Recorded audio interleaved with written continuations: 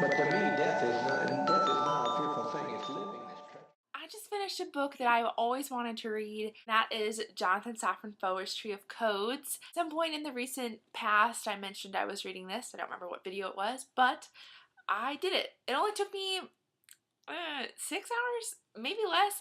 And it's only because I went slowly due to the nature of the book. If you have never read Jonathan Safran Foer, you must. He has 2 novels right now, as well as a nonfiction book called Eating Animals. Jonathan Safran Foer does kind of magical realism-y type things, but mainly just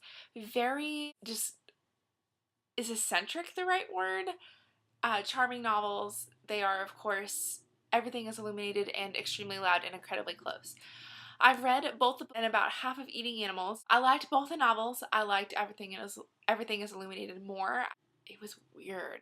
I'll not go on a rabbit trail talking about that because we're here to talk about this book. The point is, it was very much what I expected from Safran Foer. Maybe like ever so slightly unsettling just because like it's so disorienting. It's almost stream of consciousness. I don't really know even how to articulate what I'm trying to say. For this book, instead of starting and writing a story from scratch, then Safran Foer had an idea to find a story in another story. And how does one do that?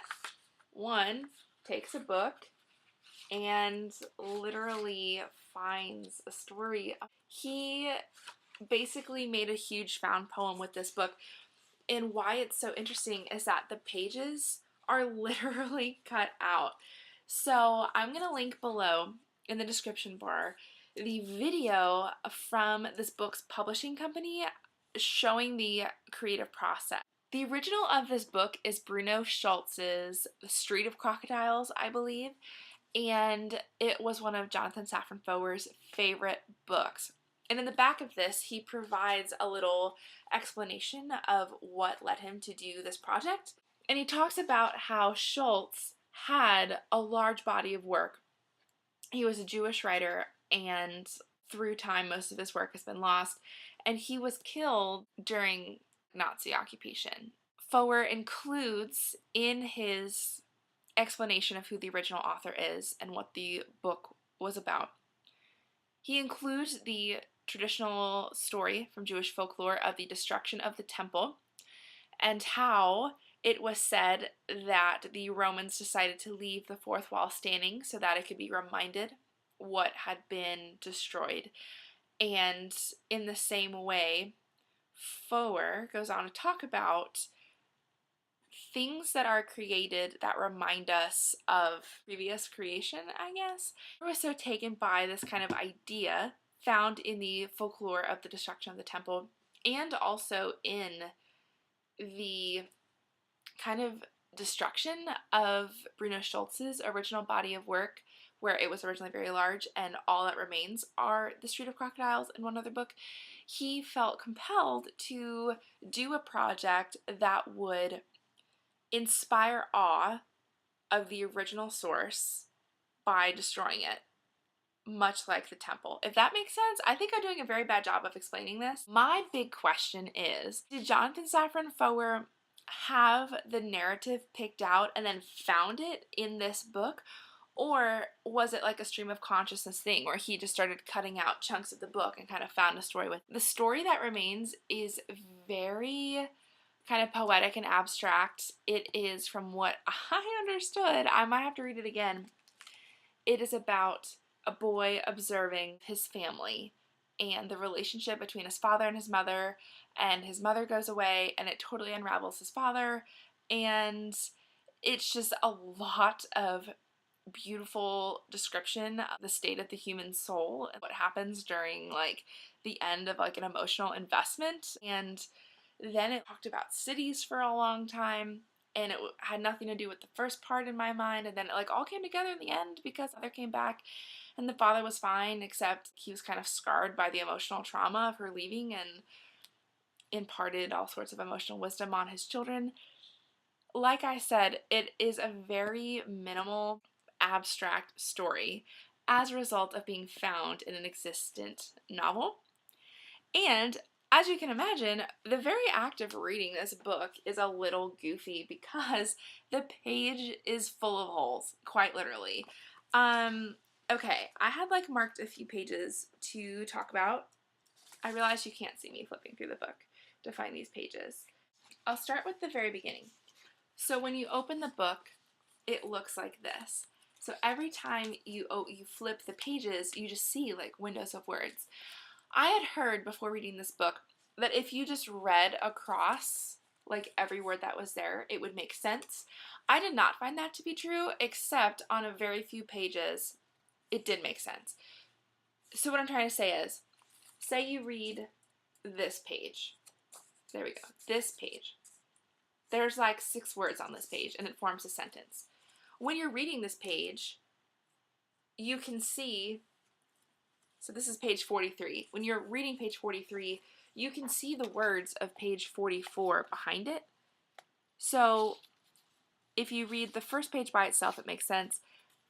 Some people believe that if you have all the pages where it combines the words that have been left, it creates like new stories.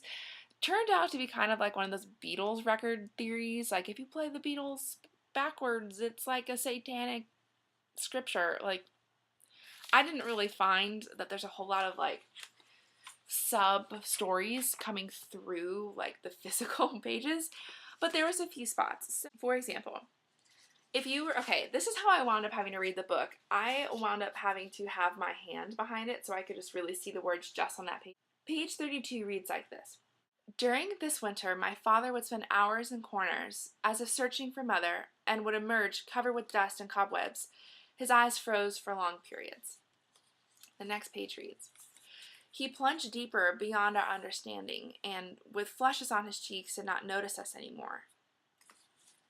If you read the two together, and in order as the words appear, he plunged deeper.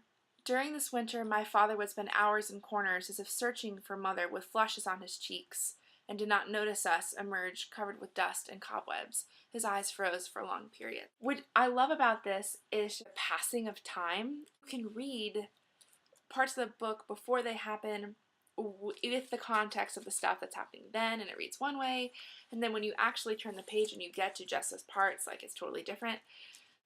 All that to say, it took me a while to read because I would read a chapter page by page, like leaflet by leaflet, and then I would go through and kind of read it with the whole thing grouped together to see if that page made sense, and I would kind of like play with combinations of the pages.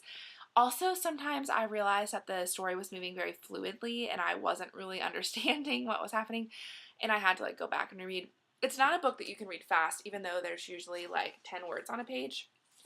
It's neat because, as you can see, there's certain shapes to the pages, and as you layer them, that changes, so it changes the meaning of each page.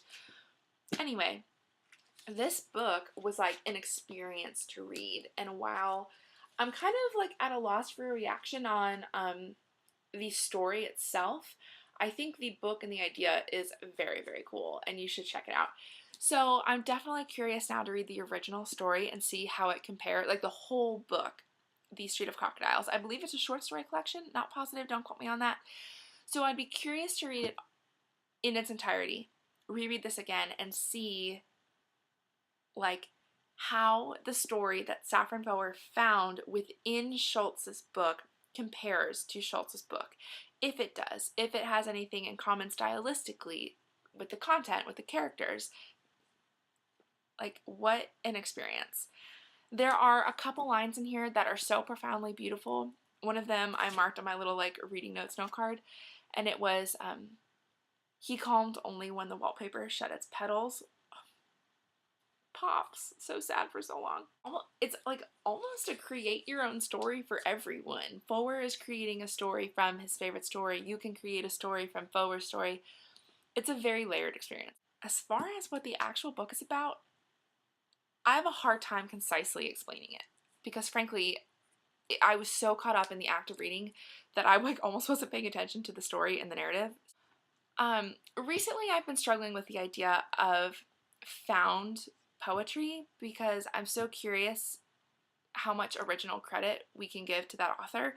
And that's not to say that, like, if you find or combine something, you're not an original artist. It's just, I'm reading a David Shields book right now, and trust me, you'll hear about it, because I do not like it. And I think David Shields just takes other people's words. I think he is a plagiarizer, essentially. He says he's not, but he says that he uses everyone else's content, and then he refuses to give citations, and it provides no new work of his own. Therefore, plagiarizing. What's different, obviously, is that we know from Jonathan Safran Foer that he has taken another author's words and reshaped them. So yeah, I guess in a way, Jonathan Safran Foer is writing something original because he is reshaping a work and he's creating a new work based on something else.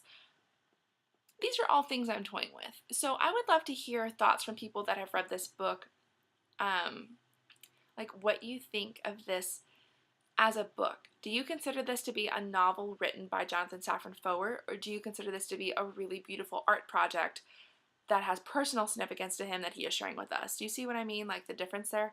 So anyway, I read this. Gorgeous. You must read it and kind of enjoy just the book as an object. Check out the video below of its printing. Definitely worth a watch. I caught myself taking a ton of pictures, like with my camera, of the book while reading it, so that was pretty neat.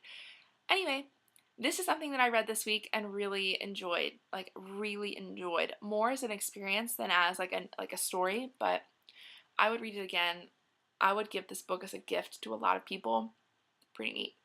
So, if you've read this, let me know what your thoughts are. I would love to hear them. If you haven't, you should check it out and then share your thoughts with me and we can talk about it. Alright, book people. Thanks for sticking around, and I'll see you on the flippity flip.